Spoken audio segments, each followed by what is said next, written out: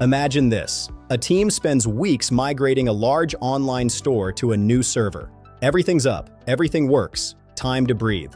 Then a couple of weeks later, search traffic starts bleeding out. Emergency calls, blame games, digging through code, redirects, hosting configs.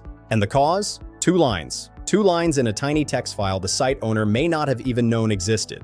Today we're talking about robots.txt, a file that weighs just a few lines but can quietly wipe your entire site from search results. And not a single monitoring system will alert you because technically everything is working fine.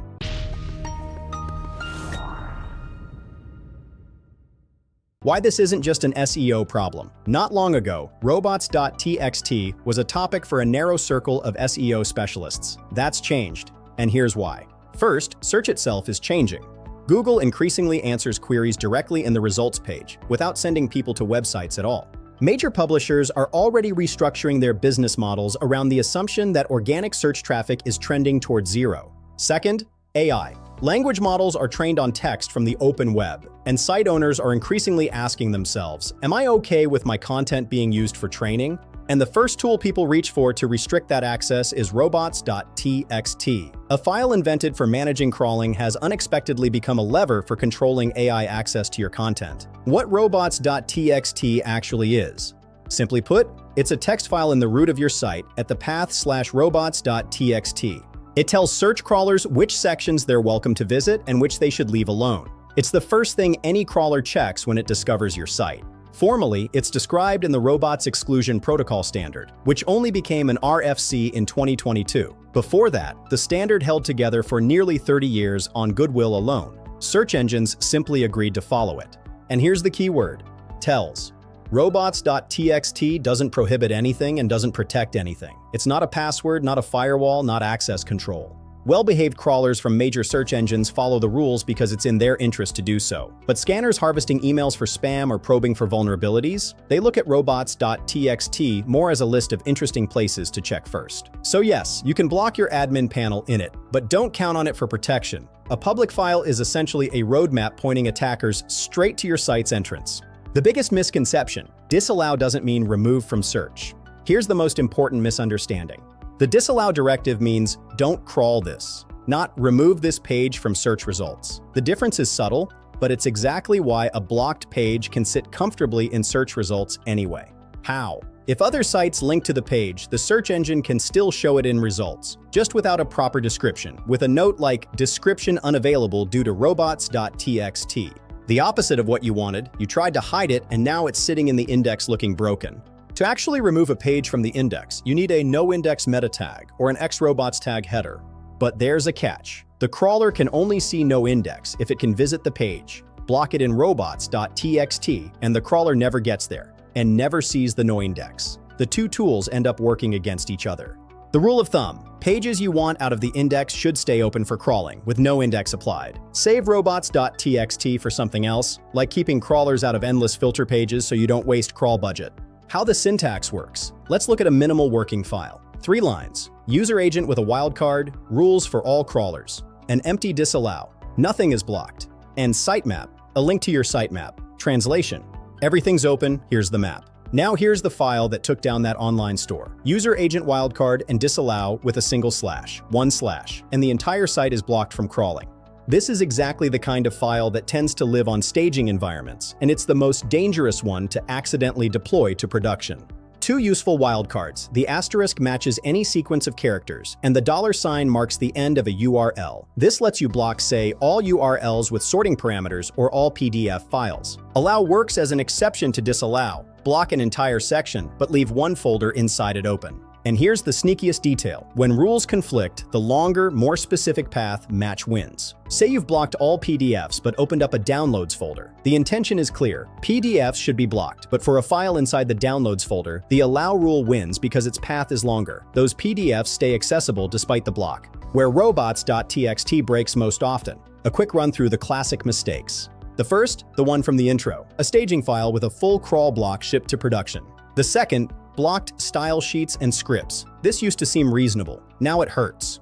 Google renders pages much like a browser does. Block your CSS and JavaScript and it sees a broken layout and may decide the page is not mobile friendly.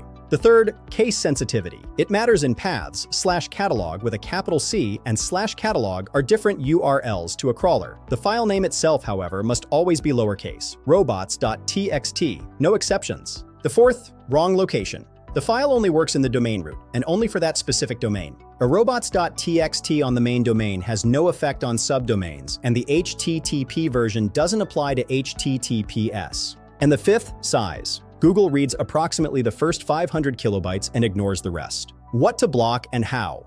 Simple rule of thumb. Use robots.txt to keep crawlers out of sections that are heavy and pointless for search. Infinite filter combinations, shopping carts, internal search results. This is about protecting your crawl budget. Use Noindex to remove a specific page from the index, as long as it's open for crawling. Use x-robots-tag for the same purpose at the server response level, convenient for PDFs and images. Canonical is not a blocking tool at all. It simply suggests which of several similar pages should be treated as the primary one. Robots.txt and AI. Now for the newer territory. Beyond traditional search crawlers, sites are visited by bots that collect text for training language models. GPTBot from OpenAI, ClaudeBot from Anthropic, PerplexityBot, CCBot from Common Crawl. You manage them through the same robots.txt, blocking them by name. OpenAI and Anthropic each run multiple bots, separate ones for training and separate ones for search and responses, so you can block the training bot while still appearing in ChatGPT and Claude answers. Google Extended is its own case. This token controls whether your content goes into training Google's AI models. Blocking it doesn't affect regular search crawling. You can opt out of AI training without disappearing from search results. While some are building walls against AI crawlers, others are going the opposite direction. A new format has emerged, llms.txt, essentially a welcome mat for AI agents. If robots.txt tells crawlers where not to go, llms.txt is a concise markdown briefing about your site, a short summary and links to the most important pages. The format has gained traction quickly. AI developers themselves use it for documentation, and popular WordPress SEO plugins already generate these files automatically. One important caveat, both robots.txt and llms.txt only work on well-behaved crawlers. They're not locks, they're polite signs. Anyone who needs real control handles it at the server level, filtering by bot name or IP range. And remember, rules only affect future data collection. They won't remove anything that's already been gathered.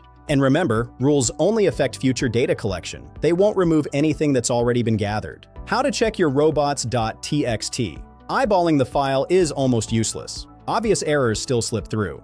Google Search Console has a robots.txt report. It shows you which version of the file Google is seeing and when it last fetched it. And the most basic, most underestimated step. After any migration or deployment, open your robots.txt in a browser and read it. It's the step most people skip. To make sure the story from the intro never happens to you, don't put a fully restrictive robots.txt on staging. Protect your test environment with HTTP authentication instead. Better yet, don't copy the file between environments at all. Generate it dynamically based on where the application is running. And add a simple check to your deployment pipeline that catches a full disallow before the file ever reaches production. To wrap up, robots.txt controls crawling, not indexing, and confusing the two eventually costs you traffic. It's not a lock. Use proper tools for protection. After every migration, open the file and read it. It's the cheapest insurance available. And the file has taken on a new role. It's now how you negotiate with AI crawlers.